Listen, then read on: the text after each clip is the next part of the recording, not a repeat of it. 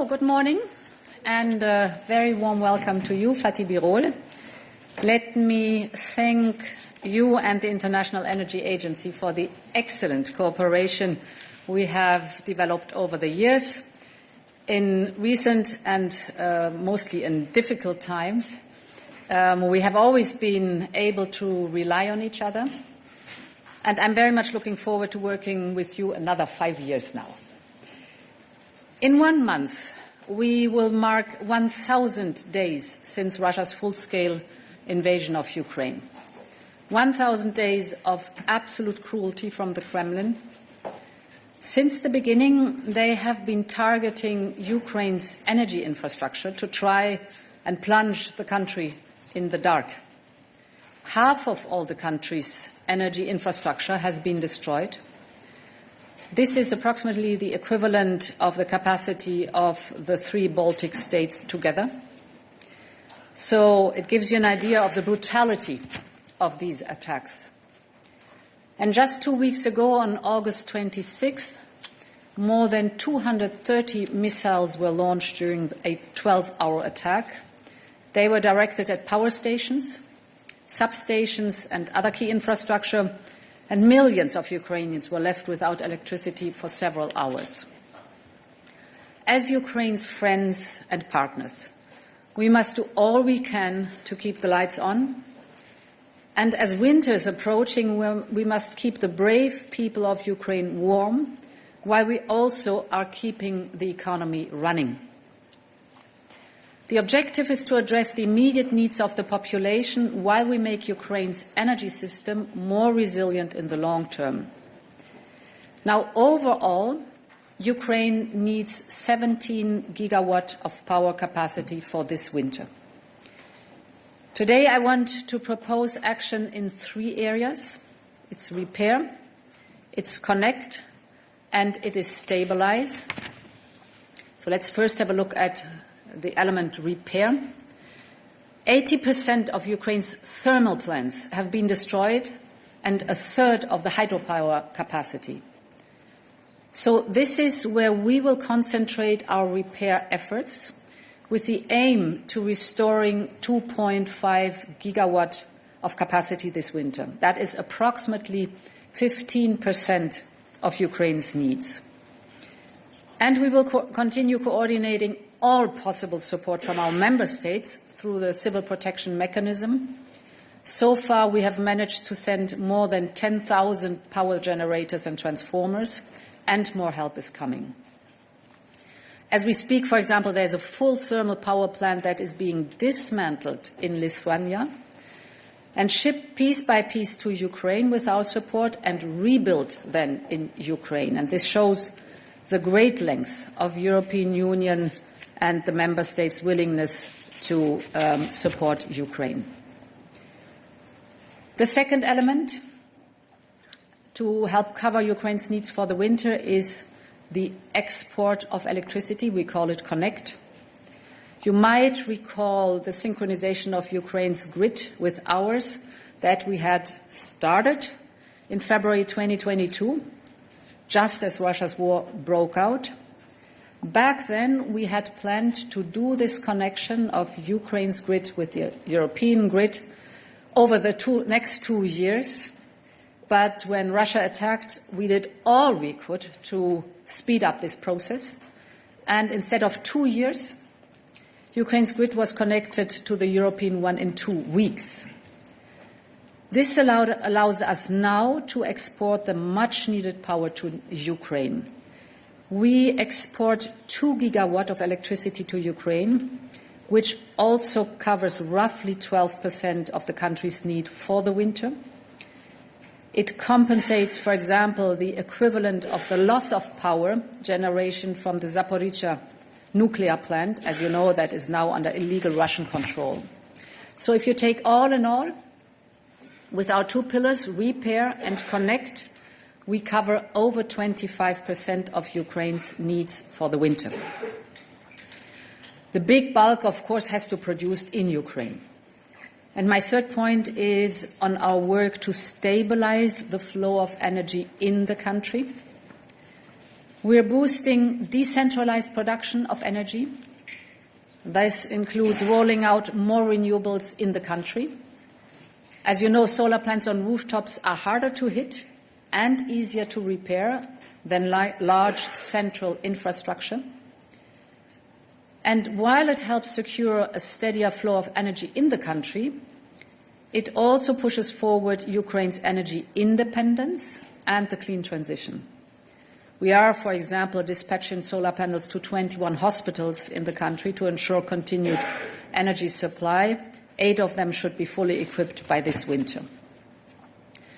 We are also sharing expertise and working together with Ukraine on cyber awareness and cyber security to make their energy system more resilient.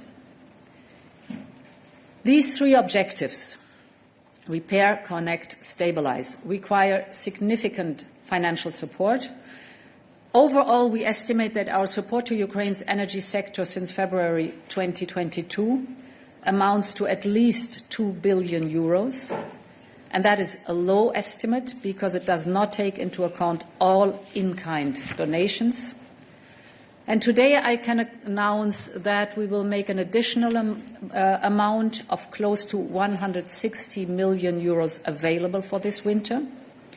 This includes 60 million euros in humanitarian aid for shelters and heaters, for example.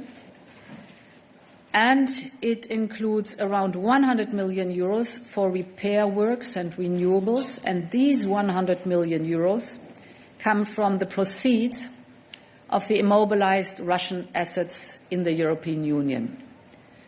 Because it is only right that Russia pays for the destruction it caused. We know that more is needed, so we must keep transferring part of the proceeds from immobilized Russian assets to Ukraine's energy resilience. In 2 weeks' time, the heating season starts. As temperatures are dropping down, the European Union is ready to step up its support to Ukraine. We are preparing for the winter together. After this press conference, I will be traveling to Kyiv to discuss these matters in person with President Zelensky tomorrow. In our efforts to help Ukraine, I'm very glad that I can count on the continued support of the International Energy Agency. And, dear Fatih, the floor is yours. This is extremely important. It is the reason we came up, Madam President, with a 10-point plan again. And I will just highlight some of them. And thank you very much. You mentioned some of them that Europe is taking some steps in the right direction once again. What are our 10 key energy sector points? Just give you a couple of them. First of all, and perhaps the most importantly, expedite the deliveries of spare parts and the equipments of electricity generation assets. This is the transformers, the grids, and the others, and at the same time, physical protection of the existing electricity assets in the country.